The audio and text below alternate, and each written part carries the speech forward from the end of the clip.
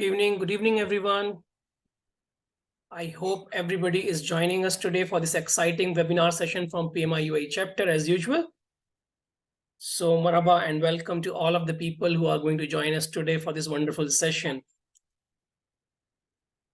We will be just waiting for the people to come in and then we will begin as usual as per our normal agenda of our usual webinars. Hello all, welcome, good evening, good afternoon, good morning from where we are joining El.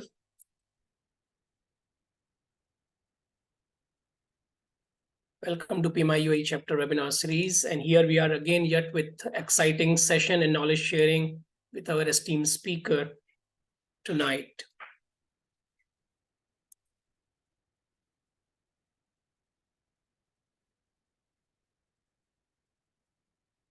We will be beginning the session at 7:05 officially. Once we welcome all our guests who are joining us gradually from different parts of the country.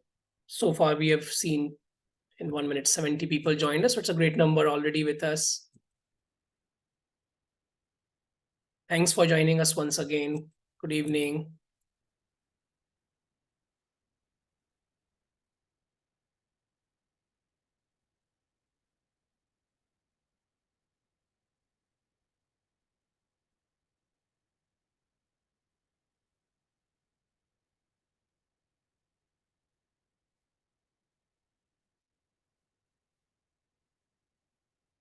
So we are starting this webinar series yet again, guys, for the people who have joined us first time. For them, welcome to this series. And we have been doing this series every month, mostly twice in a month as a regular exercise.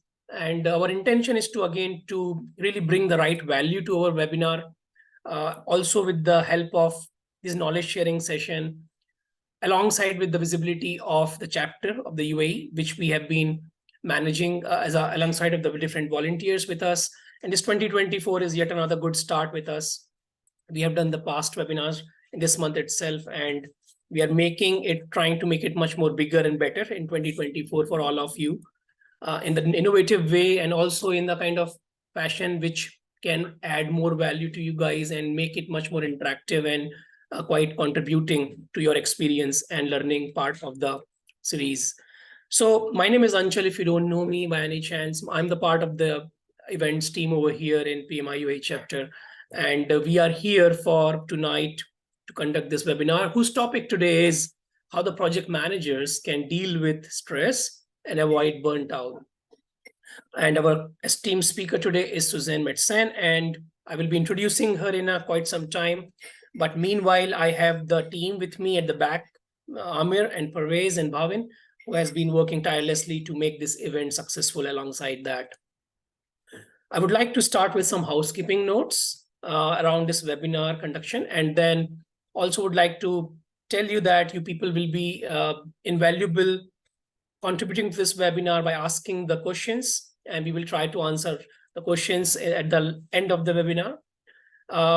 We are also going to do a kind of introduction to PMI UAE chapter initially now. And once we go through the chapter introduction, of course, I will hand over the stage to our esteemed speaker. So before we start for tonight, we welcome you again. If you have joined and settled out yourself by taking your time out from your family and professional life, let me start and begin my screen sharing to introduce our chapter with you quickly, and then we can launch ourselves in the fashion.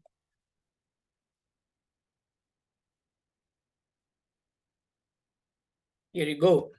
So Project Management Institute with UAE chapter. So what we are about is we are the part and arm of PMP and the PMI basically. And then PMP is one of the prestigious certification which everybody is well renowned about. PMI is an organization founded in 1969 with a group of project managers in US. And with the 50 years down the line now, still we are the source of all the good things happening around project management as a single source. We are one of the largest professional association in the world. We take pride about it. Offers a lot of training, accreditation, and also a lot of community engagement as well. You also see the lot of recognized standards and credentials being published regularly through the PMI site.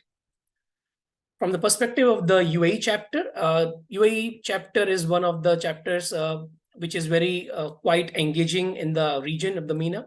And we have the vision around it is that to empower and influence our individuals with the innovative project economy principles to turn the ideas into reality.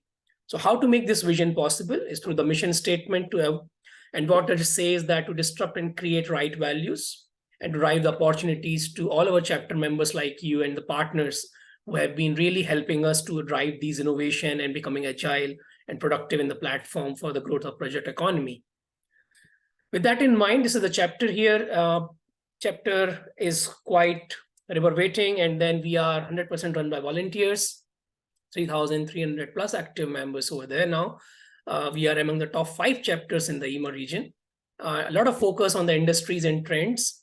And then, of course, being the UAE is being the community where a lot of diversity comes along with it. We have a lot of project managers, and also we see a lot of project management capabilities and offerings in the form of workshops or in the form of webinars and events also during the course of the year. We all depend on you all to make this chapter activities as interactive and invigorating as possible, and try to add value by adding your ideas, feedback to us so that we can incorporate and inculcate those things effectively down the line in our subsequent events and webinars. Our board members is also being held by Mr. Adil Sultan as the president and rest of the board of directors in the respective departments. PMI membership brings you a lot of benefits. Of course, the digital library, access to PMBOK, certification discounts by our partners, standards and career navigator, member events, and also a lot of tools and templates which you can utilize in the form of professional life to add your value. We have the enhanced PMI UAE chapter benefits. Now we are in 2024, continuing to 2023 part. A lot of things are happening around the events, which is the diversified webinar, which we are doing today. Also, we do focus on career growth, learning and knowledge sharing, a lot of networking opportunities. If you want to learn more about the chapter activities, feel free to join us in the LinkedIn, Facebook, Instagram, YouTube. You see all these webinars are being published in the form of post sessions in this YouTube channel as well. So please subscribe to it. And also you will get every information around the events and webinars in the pmiua.org. So this is about the chapter activities and how we are handling it and what is our vision and mission. More importantly, to give you the direction about what we are trying to do. Let me just introduce our speaker today before we hand it over to her. Susanne, who has been with us, and it's our privilege to have you, Susanne, over here. I would just introduce you over to our chapter members and the people who joined us during this session. So Susanne Madsen is the basically international recognized leadership coach. People who have already seen her in the DIPMF this last week itself in the Dubai by any chance. So she has been award-winning author of the book of the Power of Project Leadership. Now, she's also a keynote speaker. She speaks a lot of things about leadership, emotional quotient, emotional intelligence, stress management, and also a lot of motivation talks she does. And she has been doing these things for the large organization, just like JP Morgan, Citigroup, Philips, and NXP, to just name a few. She's a long-lasting contributor to the Association of Project Management, which is called APM. And also she does a lot of guest lecturing with the University of Westminster. Susanne is a co-founder of Project Leadership Institute, and then known for her leadership development programs globally. So she will be doing a session with us today, and then she will be learning with us with our questions, and we will be learning from her. So it's a two-way communication. We will manage through the Q&A round. We will try to take your questions in the Q&A section, guys, at the end. And then let's make this webinar go wavering. Over to you, Susanne.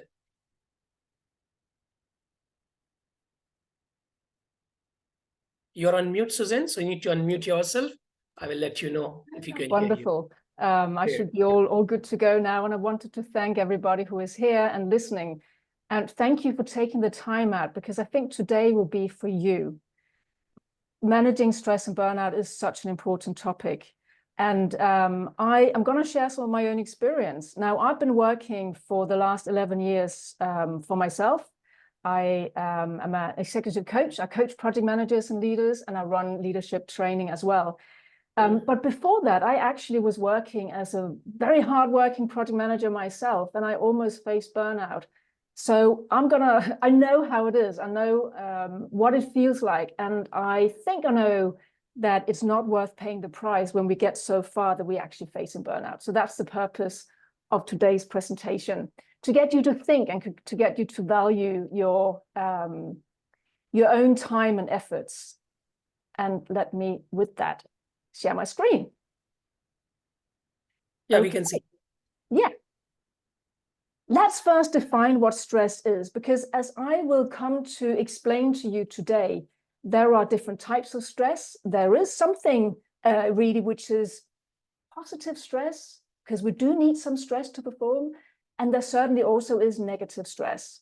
There is short-term stress and there is long-term stress. And the way I define negative stress, and that's really, of course, what we're here to try to avoid, is a situation where somebody demands something of you, a situation demands something of you, and you feel that you cannot cope with that demand. So it's too much. If I ask you to do an assignment for me, and you feel, yeah, I want to do that, excellent, I'm up for this. Well, then you could say that it's a positive stress, because you really feel engaged and positive by it, and you feel that you can actually cope with that. That is still stress, and it's still pressure, and we need that. But the negative stress, if I do that for too long to you and it's too much, that's when you can go into this fight, flight, or freeze response, because you go into your body freezes up. So imagine you've been away on holiday, you come back to your desk, you log on Monday morning, and you find hundreds of emails, and 50 or 100 of them are high priority, and they require a response from you right now. So you go into a stress situation, and you're either gonna really trying to fight the situation, like you're gonna do what you can to work with this very rapidly. Your heart rate may go up, etc. Maybe you're going to run away from the situation. You put your head in the sand and you try to avoid all these emails. Or perhaps you completely freeze. You just don't know what to do. That can happen if we get too overwhelmed. So it's the negative stress that we're going to focus on in today's webinar, because the positive stress, of course, we welcome that. That's what makes you thrive and develop and grow. And this curve illustrates that quite well, I think. You see here that as the pressure or stress mounts on you, your performance changes. So right on the left-hand side, if there is very, very little pressure on you, well, you're bored. Nobody wants you. Nobody needs you. There are no projects to manage. And we might even call that rust out. You know, you're just not developing your skills, and you can actually lose your confidence from that. So you see, as the pressure begins to rise, great, you feel motivated, you get into your zone of peak performance. Fantastic. But then as we move further, we get into the yellow areas, we get into the orange areas, because now there's too much pressure. And many project managers I coach, they find themselves in these yellow, orange, and even the red areas. It goes from bad to worse, really. And that's what we're trying to avoid. We want to stay on the top of the curve, ideally. And burnout is a real issue. I'm sharing here some of the statistics with you from Gallup and also from Deloitte. Gallup is saying that 44% feel burned out sometimes, but 23% feels burned out all the time. Those are not healthy statistics, and burnout is on the rise. Another statistic for you here is that some people say, and I think this quote here is from Bruce Lipton. He wrote the book, The Biology of Belief. He says that up to 95% of disease may be stress-related. So it is really worth paying attention to. When you are stressed in the short term, it means that something happens, like you have all these many emails you need to address on the Monday morning after you have been on holiday. If you go into this fight or flight response, what happens is that your attention goes in your brain, it moves from the frontal part of your brain towards the back of your brain, in the middle, there's something called the amygdala. And that's where your fight or flight or freeze response sits. That's your emotional brain. And when your attention moves to that middle part of the brain, we call it the limbic system, then actually you have less attention in the prefrontal cortex, which is where your logic sits. So in actual terms, it means that your IQ drops when you are very stressed. You can't think as expansively. You can't think your most creative and best problem-solving thoughts. So short-term stress isn't great for your ability to think clearly. Long-term stress is a different matter, because long-term stress has a severe impact on your body. You know, your body just begins slowly to break down if this long-term stress persists. Your immune system is suppressed, and that is because the more energy you use to fight in your project environment, the less energy your body has available to repair itself internally, including the immune system. You know, you only have so much resource in your body. So you decide where you want to allocate it. Now, stress, as I said, is not the problem. It's the long-term stress that's really the issue. And I want to make that really clear. The first stage of stress, okay, you have a problem on your project. You have a deadline on your project. It requires you to work extra hard for a short amount of time. You go into alarm stage, okay, you work with it, you're running quicker than normal, your body adapts, you have increased heart rate, you know, all the things that happen physiologically in your body so that you can meet this very stressful period of your life. But it's okay because you have a project deadline. So the stress hormones, cortisol and adrenaline, are circulating in your body. It's okay. You are built for that. We are built for these peak moments of stress.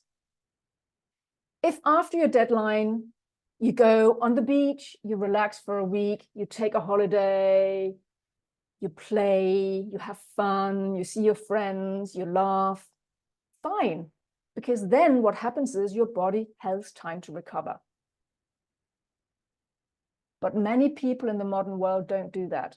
After a stressful period, they do not take time to recover, to relax, to play. So we get to the second stage. The body goes into more like a permanent fighting mode. We call it resistance. The body tries the best it can to keep up with this demand of your ongoing project, your ongoing deadlines, your daily grind of being logged onto your phone during all of your waking hours. So if this continues for a longer period of time, you begin to notice perhaps some mood changes. Maybe you get irritable, you get frustrated, you begin to feel different aches and pains in your body. At this point, you may begin to notice it. And this is what I did in my own job. I noticed that I had aches and pains. I didn't sleep very well. My body was inflamed. Various things happened in my body years ago when I was running a very demanding project here in London. And I actually took time out. Between two projects, I actually went on I think it took 6 weeks off, and I toured around India.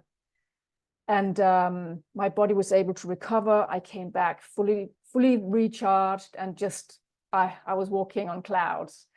So again, if you take a break after stage 2 here, if you take a longer break, you will still be okay. But some people still ignore the warning signs of this stage 2. They continue year in, year out. We work hard. We continue to not give ourselves the rest that we really need. So we get into exhaustion or burnout. And this is chronic stress. This is the real issue. The real issue is the chronic stress, not the short-term stress. Now we're exhausted. We have all these different symptoms in our body. And I have coached several people who have reached real burnout. I have coached several people who are trying to come back to work after burnout. Now, you don't want to get to that stage. because some people never really recover. They will never get back to where they were before. Their threshold is just much, much lower for managing any kind of stress. So you do not, under any circumstances, want to approach stage 3, but many people do. I see it, unfortunately. I would like all of you to take a piece of paper and draw yourself with this little person. Because we're going to look at how you respond to stress. You need to understand your own patterns. So take a piece of paper, draw yourself. If you are driving, do not do this, obviously. Okay, first I would like you to think about a situation that was stressful to you. A recent situation, perhaps within the last couple of weeks. And I would like you to pick a situation where you definitely know you were stressed. Like on a scale from 1 to 10, you don't want the situation that was 2 or 3, because that doesn't sound too stressful. So maybe something that, really made you sit up and you felt your body responding with some kind of stress response. Right. Hopefully you have that situation in mind right now. I would like you to think about how you were feeling that very moment.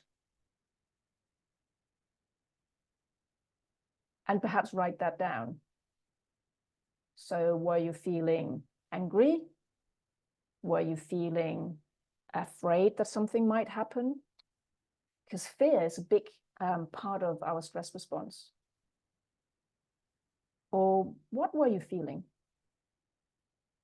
What were the emotions that you experienced? Just take a moment to write that down.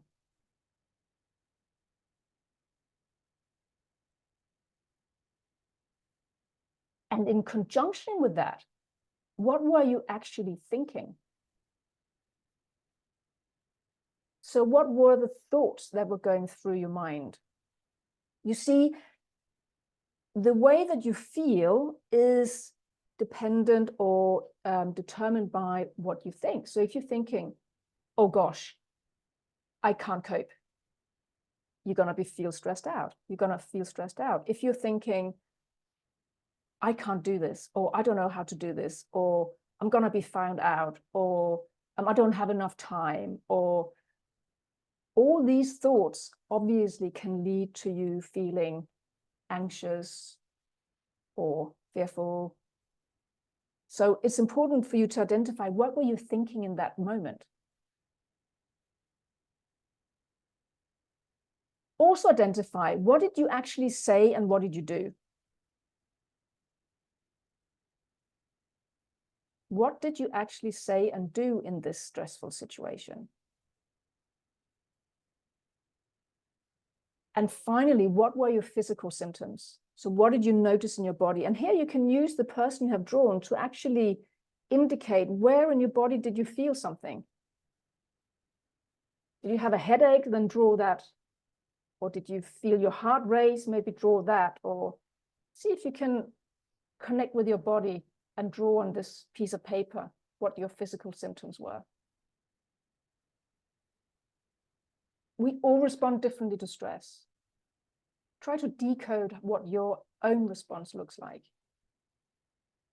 And also, did you go into the situation wanting to fight, or did you actually, perhaps you tried to avoid the situation, perhaps you were trying to run away from it? And one last question here. What advice would you give to yourself? Looking at what you've written down. If you were if you were your own coach, what would you say to yourself that perhaps could help you to deal with this situation differently? And I'm not following the chat right now, but you're welcome to share with each other in the chat.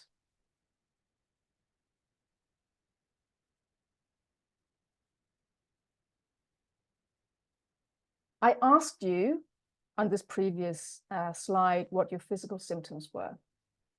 there are a whole host of warning signs that we can feel. They are different for each individual person. And you see here, there are some cognitive symptoms, there are emotional symptoms, there are physical symptoms and behavioral symptoms. One person will not feel all of these, hopefully not, but you might recognize some of these. So if you recognize any of these, maybe write them down as well. Maybe take a screenshot of this page. My message here is to you, don't ignore your warning signs. I coach people who say, oh yeah, I have a headache often, but it's normal. Or I don't sleep very well, but it's okay. I get colds all the time, but that's normal. These things are not necessarily normal. So don't ignore your warning signs. Your body is trying to communicate to you. So don't abandon yourself in that way. Try to listen to what your body needs. And maybe we can also use this analogy of a stress bucket. The red bucket here is your ability to contain stress, to cope with stress. And the more water you pour into the bucket, the more likely it is to overflow. So all the stresses in your life, whether they are personal or professional, if you're worried about losing your job, if you are worried that you're not going to have a new project to go to, if you've lost somebody you loved in your private life, it could be all sorts of situations that add to this stress bucket. If you're not careful, if you don't have enough coping strategies, your bucket is going to flow over, right? And you're going to get all these symptoms and all these issues and burnout coming along. So it's really coping strategies. Okay, if we can stop adding all this water into the bucket, that would help. If you can turn down the flow. At the same time, we need to have really good coping strategies because we live in a modern world. We have stressful jobs. We have exciting projects we want to deliver. We do have deadlines. So I'm not here to tell you to not do good work. I'm not here to tell you to clock hours and go home every day at 6 p.m. I'm here to tell you to notice yourself, have a balance. If you work hard, make sure you also relax hard and have good coping strategies. And we'll talk about the coping strategies. First, I want to share with you Peter's story. Peter was somebody I was training during a leadership program some years ago. And his story really struck with me. So Peter was working at the time on a big rail project. And he said that he used to suffer with a lot of stress. There was a program he was running. He was working every single weekend. He was working for 10 months, very late, and they were short-staffed. So he himself was putting in a lot of effort. Unfortunately, after 10 months, he collapsed at work. He was rushed to hospital. And when the doctors examined him, they found that he had a condition where fluid was accumulating around his heart. And he was told that if he didn't change his behavior, he could pass away, he could die from this. And they said this is stress related. So this was a major wake-up call for Peter and for his employer. And he attended some stress management courses, and he began to make dramatic changes to his project and to the way that he worked. He paid much more time to his friends, to his family. He began to pay more attention to his hobbies. And he created a divide, and I recommend everybody does this. He created like a divide between work and life.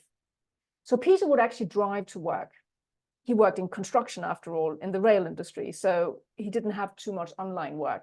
So when he drove home after having managed his projects, when he got to the last set of traffic lights before his home, he decided that's where work ends and home life begins. So we all need some kind of divide in our mind where we leave work behind. If you're working from home, I work from home, I have a home office. It's more challenging, but you need some kind of ritual to say, okay, work, I leave work behind now and I go into my private life. So Peter had that divide. He also left his laptop in the boot of his car, and he told his team that he was not using his emails between 7 p.m. and 7 a.m. So he was clearly signaling, and he was the most senior person. He was a program manager. He was clearly signaling, I'm not working between 7 p.m. and 7 a.m. and I want you to not work either. And what's so wonderful is that when I spoke to Peter, when I met him, it was 12 years since his breakdown. And he said to me, you know what, today I manage programs that are much bigger, much more complex, but I do not get stressed because I've learned to not think about work when I'm not working.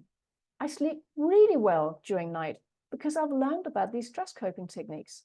So my message here is it is possible to work as an ambitious project manager. It is possible as long as you learn to have moments where you disconnect, moments where you can recover and rejuvenate yourself. Don't be a slave to your phone and your email 24/7. It is not healthy. I want to share a second story with you. This is from a lady called Julie. And I coached Julie very recently. She came to me for stress management coaching. And Julie had a client. And she said to me, I feel really, really exhausted. And I asked her, what are you most exhausted about? What is it that makes you exhausted? And she said, it's the client. My client constantly makes changes to the project.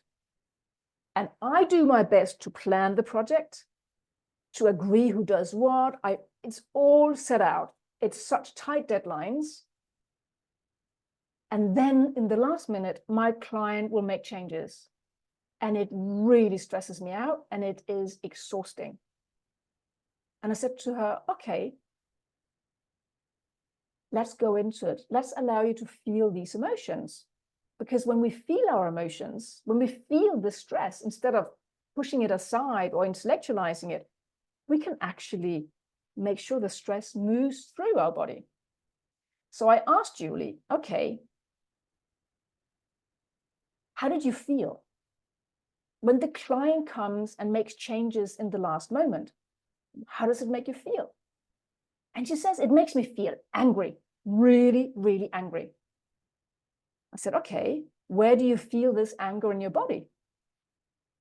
And she goes, in my hands and in my throat. I said, very good, very good.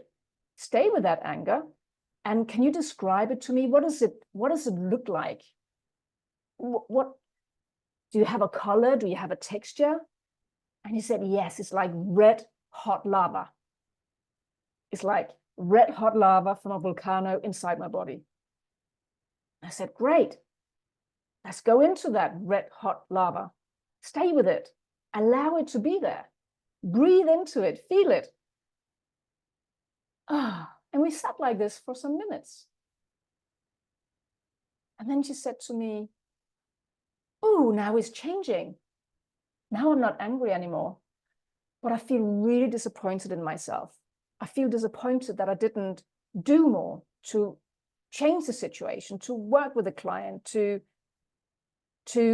speak up against the client.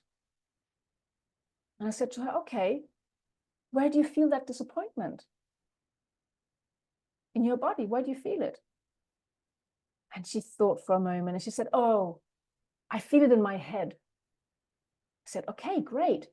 Can you visualize that disappointment? What does it look like in your body? She said, it's in my head. It's like a gray fog. It's like a curtain inside my head. I said, okay, let's stay with it. Very good. Allow that disappointment to be there. Just stay with that foggy curtain in your head. And she sat there for some minutes, really feeling it. And then she said, now it's changing again. Now I'm becoming really sad. I'm becoming really sad that I allowed all of this to affect me so much? It's just work. Look at all the stress I've been under. And I'm so sad that I allowed this situation to affect me so much. So the reason why I share the story with you is because when you are able to stay with your emotions, to really feel these painful emotions that are connected with stress, what happens is that it moves through your body. Emotions don't stay for that long. Even if you feel so angry, you don't have to shout. You don't have to bang your fist in the table. Just you privately feeling your emotions and allowing them for yourself can mean that they move through your body. You do not want these emotions to stay in your body. That's when they can create all these kinds of physical symptoms and aches and pains, as we saw on the slide previously. And again, I encourage you to share what you're experiencing as we're going through this webinar. You can share it in the chat. I will go back and have a look at the chat a little later on. Now, what is it that leads us to all this stress? What is really going on? One pattern that I observe a lot is that most project managers really want to be the hero. I mean, don't we all want to be the hero at some stage? And what do I mean by hero? And how is it connected to stress? Well, the way I see the superhero project manager is somebody who wants to know all the answers, somebody who wants to work hard, somebody who wants to move the project forward quickly, to be in control, to not ask for help, to not show vulnerability. Because we can do it all, can't we? We would like to think that we can do it all. But this pattern of being the superhero, I think, really leads to stress and burnout. It is a good thing that you want to work hard. That's okay. It is a good thing that you want to be in control of your project to a certain extent, but don't overdo it. Do not overdo it. Everything in moderation. You need to look after your own health in the process. And everything I'm saying on this webinar also applies to your team. If you are a project manager or any kind of manager or a program manager, you are not just responsible for your own health. You are also responsible for helping your team members to avoid burnout. That is such an important part. I must remember to say that. If you play the hero, if you work day and night, what example are you setting for your team members? Do you also expect them to check their emails 24/7? So it's this culture, I think, that we need to change if we want people to be happier and healthier on our projects. And when we are less stressed, we actually think better, as I shared before. We can actually go into high performance in teams when we are not the superhero. So when we're less stressed, the project will benefit in all kinds of ways. Now, I also want to share some other personality patterns that really, I think, lead to stress and burnout. These are kind of psychological patterns. And you might recognize yourself in some of these patterns. Perfectionist. If you want to be the perfectionist, well, we can just see how that can lead to burnout, because you have to work harder to make sure that everything is perfect. Wanting to be in control, wanting to be a high achiever, or the person who always wants to help out. You feel maybe bad if you don't help out. These patterns, if you recognize yourself in some of them, and probably many of us do, becoming aware is the first step in changing it. Because when you are aware, little by little, this does take time, little by little, you can begin to change your patterns. Being a little bit of a perfectionist sometimes is positive, but you don't want to be a perfectionist all the time, only when it matters. And something else that I see quite a lot is people with low self-esteem, people who feel that they're somehow not good enough at what they do. And when you feel that you're not good enough or you have a lack of self-belief, many people will overwork themselves to compensate. And that is a real problem, because we think that we become better. We think we become more lovable. We think we become more accepted when we work ourselves to death. So again, if you recognize yourself in this pattern, you want to work perhaps with a therapist or a coach to help boost your self-belief, your self-love, actually, because you don't have to work hard to be accepted. That's really, I think, a fundamental message here. There are also thinking errors that lead to stress. As I said before, it's really your patterns of thinking that lead to your stressful emotions. So I must get this done today, or I should really be able to figure this out, or I can't possibly stand up and speak to my team. If you're thinking like this, of course, it's going to cause you stress. Or if you're thinking, again, back to the pattern of being perfectionist, it has to be 100% perfect. That's a troublesome thought to have. Or if you are attaching negative labels to yourself, I'm inexperienced, I'm not good enough, I'm too old for this, I'm too young for this, I don't fit in, whatever labels we are telling ourselves, or the stories we're telling ourselves, becoming aware of your thoughts can help you to not believe in your thoughts. It's true. Just because you have a thought that you are inexperienced, it doesn't mean that you have to believe that thought. Magic. So become aware of your thoughts is a lifelong journey. It's not easy, but we have to start somewhere. Or catastrophic thinking is a problem. If you think things are, oh my God, it's terrible. It's terrible. Well, then your stress response will be so much higher if that's your level of thinking. Now, I want to spend some time talking about what your coping strategies can be. And before I begin to share some of the coping strategies that have worked for me and many other people, I want you to have a think for yourself. Because my experience is that most people know what works for them. So that's my question right now. Do you know what works for you? Write it down, share it in the chat box. What are your own personal stress coping techniques? Please share it in your chat box, because you probably know what you need to do. You know your own medicine, but are you taking your own medicine? That's perhaps the question. So let me share a few things that I have seen work for people. And one of the most fundamental ones is to set boundaries. If you have no boundaries, you're going to work day and night, and that's obviously not healthy. So you need to know what you will and what you will not accept. You need to understand at what time you're going to log off in the evening. Yes, there are exceptions. There are moments with short-term stress.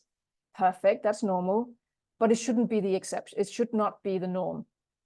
So yeah, you see the prompts here on the screen. What are your boundaries? What agreements can you make with yourself? Do you always eat lunch in front of the desk whilst reading emails? Or do you sometimes take out just a few minutes to be with yourself? It is really about working smarter and not harder. And good project management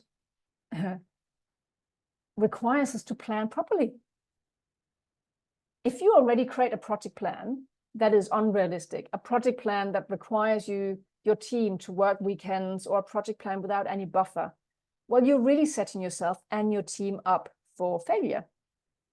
So use all the good practices in project management. Create realistic plans, do your risk management properly, create good scope statements. All of these practices that we know help us. Don't multitask, learn to delegate. And if you have no one to delegate to, then train somebody. Ask for help. You don't have to do it all on your own. You don't have to be the superhero. And I think there's a lot to say for changing the culture as well. Because in some workplaces or in some parts of the world, working hard is the norm. And we expect our employees to work weekends or to work late. And I think it's everybody's responsibility to begin to change the culture if we want to stay healthy and avoid burnout. So how can we change the culture? As project managers and leaders, you certainly have a big role to play, beginning to show vulnerability and talking about how we feel is actually a big step. If you can say to your team, you know what, this weekend I'm not logging on, or this evening, or I don't log on after 7 or 8 p.m., you are sending a strong message that is acceptable. You can begin to change the culture. Or if you say, you know, I feel really stressed right now and I feel angry about this and this has happened, or whatever you feel, you're making it okay to share how we feel. It doesn't mean that that we're becoming victims. It doesn't mean that we have to sit and discuss for a week how we feel. It just means that when people can express how they feel, actually that in itself is a stress reducing method, because we want to share. When we share, it's like we can let it go. So we have to care about each other's well-being if we want to change the culture. And I know a while ago I talked in London about this topic, and somebody raised their hand and said, yeah, you know, on our project we have a team huddle. You know, we huddle every Friday, we huddle, and we've started calling it a team cuddle. Good British word, to cuddle each other, because they take the chance to just let all of their stresses go and just share it, and then they walk off into the weekend. Now, physical change is a major stress coping technique, and you all know this. You all know that if you move your bodies, you feel better. And we can actually say that if you want to change your psychology, you have to change your physiology. So some people say that it is impossible to be depressed if you are actually moving your body. So get up, move, go for a walk, change your posture from sitting hunched over your desk to actually sitting up, breathing properly. I mean, there's a whole science in breath work. And I'm very pleased to announce that I'm actually publishing a new book. It will be released in spring 24. And a lot of it is actually coming out as focusing on how we can address stress and breathing properly. Having certain breath techniques or meditation techniques is also part of what I share in that book, along with how we can change our thoughts, how we can feel our emotions, like the story of Julie I was sharing a moment ago. Yeah, I think perhaps you all agree with what's on the slide here. The question is, are you doing it? Are you getting enough sleep? Are you eating healthily? All of this helps your body to cope better with your demanding jobs. And there are so many apps out there as well. There are meditation apps, apps that will help you to fall asleep, apps that will help you hypnotize yourself, and make use of them, because the more you can get your body into a relaxed state, the quicker you can recover and rejuvenate. As I said earlier on, the more stressed you are, the more relaxation time you need to compensate. And I'm just going to take out a few short minutes to guide you. And unless you are driving, if you're sitting down, then please close your eyes. Take this moment to take a deep breath in And just let it go. And relax your body. Close your eyes. And use your imagination. I would like to ask you to think about a place right now. A place where you can feel totally relaxed and totally absorbed. A place where you just feel really safe and really at ease. It could be that you're snuggled up on the sofa in the evening. Could be that you have your favorite music playing. It could be that you're going for a walk in the countryside. It could be that you're on the beach.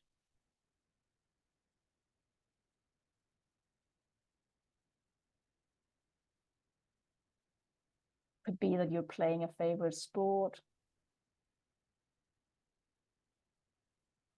What's important is that it's a place where you feel totally safe and totally at ease.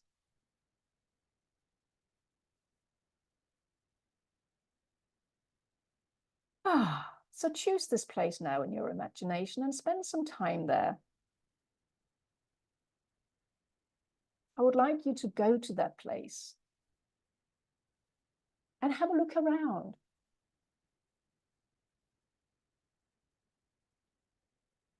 Are you indoors or are you outdoors, perhaps?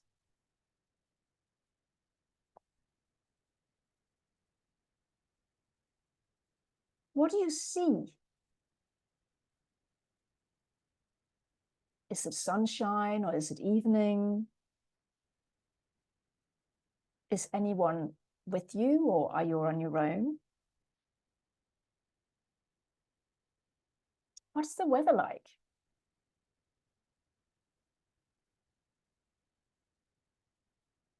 What colors can you see? What sounds can you hear?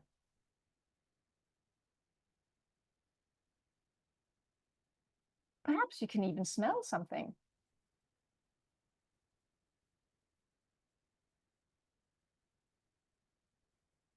And now notice how you're feeling in your body. Really tune into how it feels to be in this really safe and beautiful place. This place where you feel totally relaxed.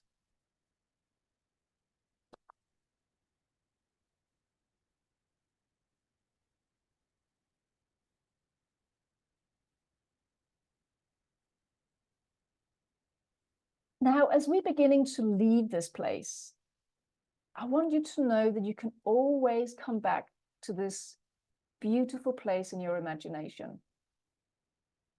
You can always go and visit this place where you feel totally safe and at ease, and a place where you can feel rejuvenated.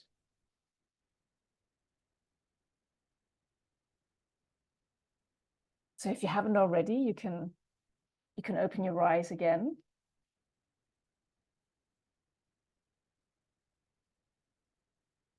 We didn't spend too much time here, but I'm hoping that it illustrated to you that within a very short amount of time, you can use your imagination to let go of your stresses and really go somewhere beautiful in your mind. And the last thing that I'm going to ask you in today's webinar is that you agree with yourself what you're going to stop and start doing. I would like you to walk away today with some actions. So you can answer these questions and please write down your answers. I could ease the impact of stress in my life if I were to stop, ... What do you need to stop doing? And also, what do you need to start doing? I can ease the impact of stress in my life if I were to start, ... And the last question, I will know that I'm managing my stress levels better when I ... So, yeah, What is it you need to do to know that you're managing your stress levels better? These questions may take you a little while to ponder, so I suggest you take a picture of this slide and really think about these questions in your own time. Because with this, we are about to wrap up the webinar, and we will have questions in a moment. I would like to encourage you to connect with me on LinkedIn or to check out my website, susannemadsen.co.uk, or susannemadsen.com, same thing. And I have lots of videos on YouTube about this. My book, The Power Project Leadership, can be bought on Amazon. And then there's a picture here of the book I'm publishing in the coming spring 24, How to Do the Inner Work. And with that, I look forward to your questions. Thank you. Wonderful. Thank you, Susanne. I think you made the people really not only stress-free, I would say it was more of a kind of introspection that people sometimes forget to do, especially when the last slide, it was very powerful. It was really powerful. And I think that is a very important self-help. The professionals need to know and realize that we are professionals. We are not supermen's or superwomen's, and we don't need to. Okay. In fact, rather, just before coming to this webinar, I spoke something of the line to somebody who asked me something about that, why you really want to do this, how you find yourself quite professional and confident that you can achieve this. I told I don't. And I'm quite comfortable that I might not be 100% of the thing what you're asking for, and because I'm a human first, and I cannot do everything what you expect in your mind, because those things will only come with the point of time of experience and the environment. So I think it's very important that we stay touch with ourselves and then to the outside world first. So quite well said. I think we have a lot of questions here, which I am just trying to see that people started posting. Once you stop speaking, then people get a time, oh wow, we need to start asking questions as well. So let me start with few. While in my mind, let me start with the first one, is that you've spoken about mental strength, or would you like to mention anything about mental strength? Because we talked about stress, we talked about anxiety, we talked about the things which brings all these kind of negative emotions to us. So to handle these things, of course, one important thing is mental strength. How would you advise someone to turn their negatives into positives? Of course, the last slide is the one is a kind of indicator that what you can do to that. Because the Mr. Tamir is asking that he has one colleague, and I think he's not changing the way his ways, and he's always stressed out, and then he's not taking the advices that how he can turn his negative into positives. So I think it's a low on the self-belief could be, or the mental strength is quite down. Any advice in such situation for the people like us who have the people like this around us as well sometimes? I think all of the things I said in the webinar really, first of all, we each person has to want to change. We can't change people. We can point them in the right direction, but it's up to people themselves. Even some people I coach, they hear what I'm saying, but they're not taking action because they haven't decided to do so. So I think a very powerful question we can ask people is, do you want to make a change? Wow. And if they say yes, then we go, okay, let's look at what we can do. I'm as your manager, I want to help you, but let's look at one or two things you can do. And then, as I said, the way we're thinking about it, maybe we can ask them, what's the most stressful thing that is happening for you at the moment? And help talk through it with them. And I think when we're trying to help somebody else, we want to solve the problem, we want to give advice. And as you said, they're not listening to the advice. But in coaching, which is my profession, we're trying to make the other person think for themselves. Because if I say, go and do exercise, well, maybe they don't, I don't know, they don't get to do it. So it's much more powerful if I ask them, do you want to make a change? Yes. Okay. What's one step you can do? What small step you can do today? Let's just focus on today. Well, I can go for a 10-minute walk around the block. Fantastic, I'll see you in 10 minutes. Let them suggest what they can do, because I believe we have the answers inside of us. Wow. So that differs, that how the coach and how the friends think of the same problem two different ways. So thank you so much for that, the piece of experience what you just suggested there. It was really nice there. Do you really have any idea or any uh, answer to this one? Any recovery period in general if the person goes through a burnout? Is there any really a pattern in terms that how much is the recovery time the normal human being takes after a burnout? I don't know, but we're talking months. I think some people, there's degrees of burnout. I know many people who have been signed off work with stress, and 6 months later, they are still not back 100%.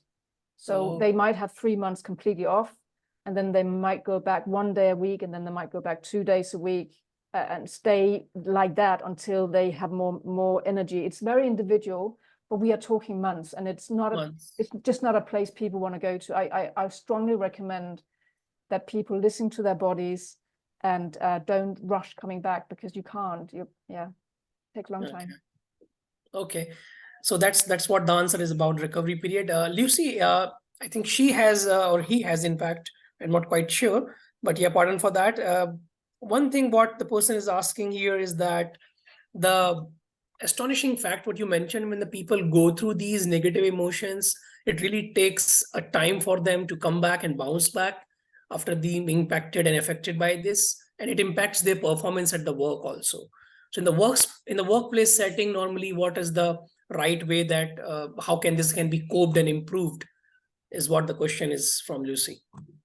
I'm not sure exactly. Let me read it again. Is it Lucy Ellis? Yeah, correct. They may never be able to come back to the previous level. I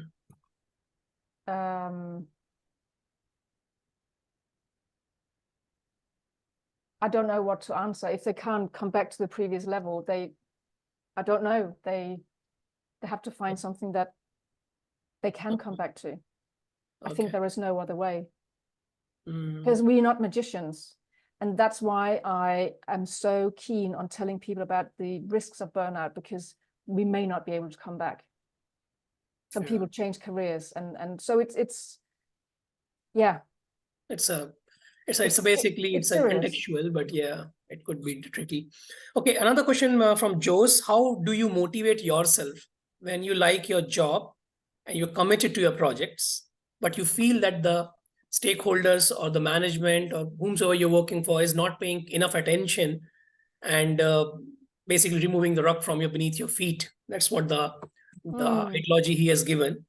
How would you motivate yourself in such situation? Because you are indirectly in a hate zone somehow, indirectly, but you have to keep yourself chin up and then really drop the thing still, because you like a job, you're doing what you're looking for. Well, I would, I don't know Joe's inside. So I would speak to Joe's, and I would say, what was it that motivated you about your project in the first place? Why do you get up in the morning? Why do you do what you do? And I would try to reignite that flame that was originally there. Is it about the project? Does the project have purpose? Think about when the project has been delivered, all the value is going to add to somebody. Is that what is motivating you? Do you have an impact on the team? Can you make a difference to the team? I had a job once where I felt, actually, I just want the team to feel that they are lucky to work with me, because I actually wanted to help bring the team forward. So is it about your impact on the team that's motivating you? Or is it about the skills you're learning? So you need to go right back and look at all the benefits and feel into what are the benefits for you? And then I think try to magnify them. So it's remembering. I think it's don't let the client spoil it for you. Don't let the stakeholder spoil it for you. Remember what is in it for you. Good. Very good advice there. Isaac has one question. Please provide some specific strategy or techniques or any practices which we as a project managers can employ to promote healthy work environment and ensure the well-being of our team members. So healthy work environment, I think it might be stuff like doing things together, taking time. Listen, I don't know the different environments. I don't know if we're talking online or if we're talking in person. Is it possible to have lunch together once in a while? Is it possible to get together face to face and actually have a bit of fun, actually do something? It can still be project related, but actually have some fun with it. I think that's a healthy work environment. You know, we always want people to innovate and to come up with problem solving. It's a work thing. But the more creative we are, the more we play and have fun, the more we can actually think creatively. So maybe create a workshop setting with Post-it notes and where we share ideas and we brainstorm, we have a fun, maybe we have a lunch at the same time. And just do something that kind of indicates that we don't have to be slaves that just sit in front of our desk and have to work. We can also, work can also be play, work can also be fun. Sometimes we generate even better ideas in that way.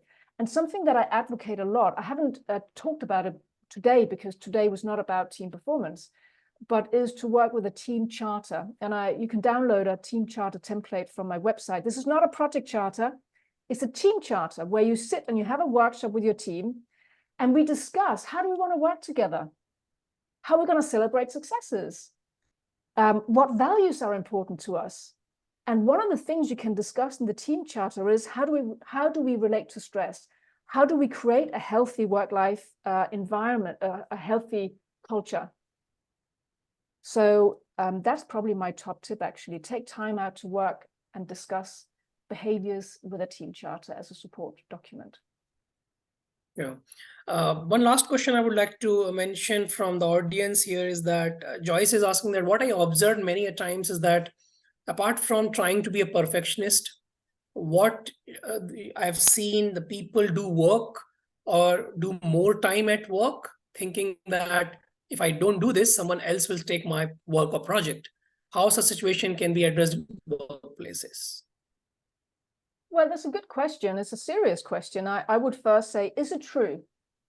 Is it true that if you don't work so hard, that somebody else will take over? It sounds to me like an irrational fear. Mm-hmm. If you don't do your job, if you go home at 4 p.m., that's a problem.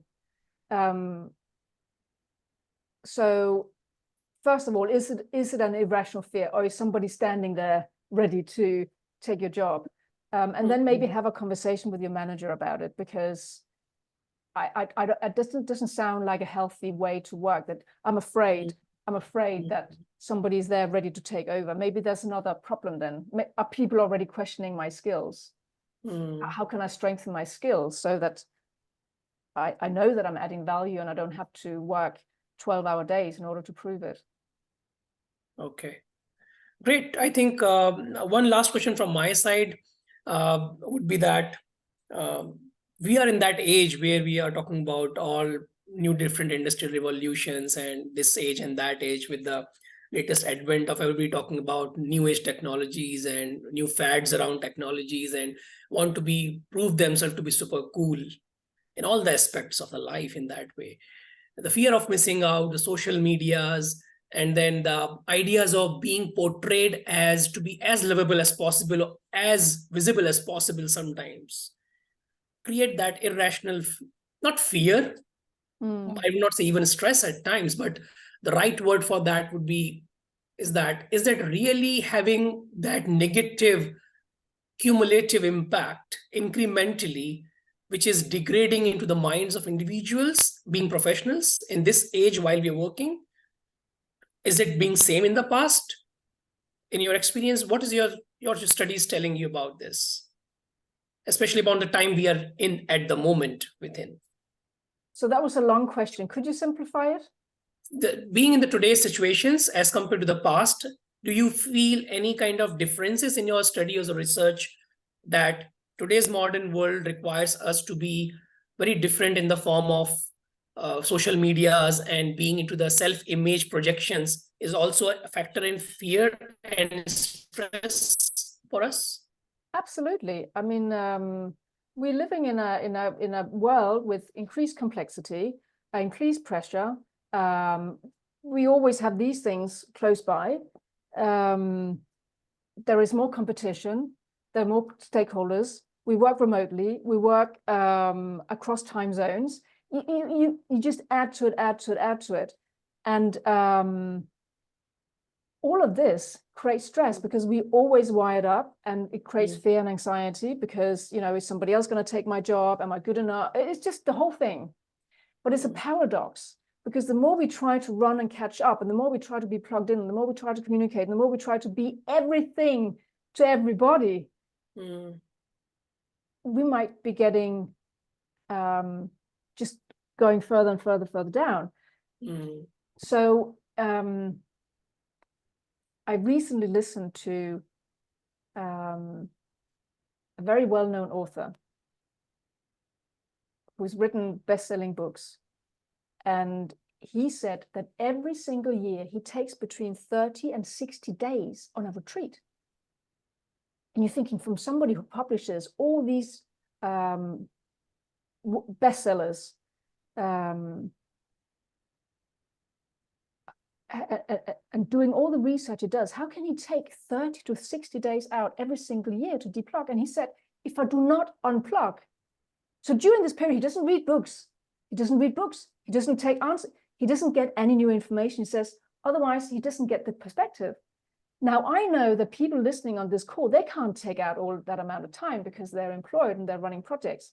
But it just goes to show that with all the stuff that's happening, like you're saying in your answer, in your question there, we do need to unplug to keep our sanity.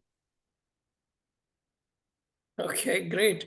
Yeah, I think that's what makes us a bit of powerful and as well as vulnerable together as a human being. We are both, and both the sides of the things are in a personality existing with us. There is a couple of more questions, but we have a time running short of now. So I'm being requested by Aisha to take this particular question. Otherwise, it's not good. So just take the last one here. Context is around that the session is the need of the hour. C-level executives think when they pressurize us with the things, saying like, this need to be done now with urgency and you cannot go home, something like that, because of urgency, they think that the output will be perfect, but they don't realize that how much stress it is building us within to get this done. So the question is that how to tackle such last minute long hour works. You know what, this is a very, very difficult one, because I work with some large organizations as an external coach and trainer. And this is what happens. So the company has these demanding deadlines and is coming right from up there. And the team actually doesn't have much choice. And I think this is about changing the culture, and it's about changing the culture little by little and through dialogue. One thing I can say, if we always just work harder, management will keep giving us more projects quicker. That's a given. So we have to create this dialogue and say, okay, we can, as a team, we understand we can do so much. We cannot do that. We can work this much. We cannot work every weekend. We cannot physically, we're not robots. So I think it's about creating a realistic dialogue and saying what we can do and what we can't do.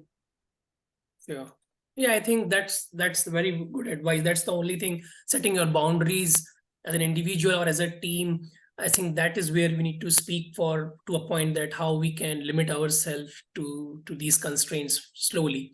But yeah, thank you so much, Susanne. I think you did a wonderful job to answer the difficult questions. These are not a tangible questions that yes and no. I know that is difficult ones to answer at times contextually, but you did a really great job.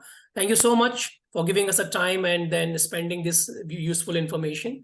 I think we are closing the webinar for tonight, and for all the friends in the marketing team who are being responsible for marketing and the posting all their information with us in the social media, a big round of applause for them. Also, I would not say good night without saying the rest of the PMI UAE chapter volunteers who have been helping us in these webinars as well. And this includes our colleagues from outreach, volunteering, finance, and governance as well.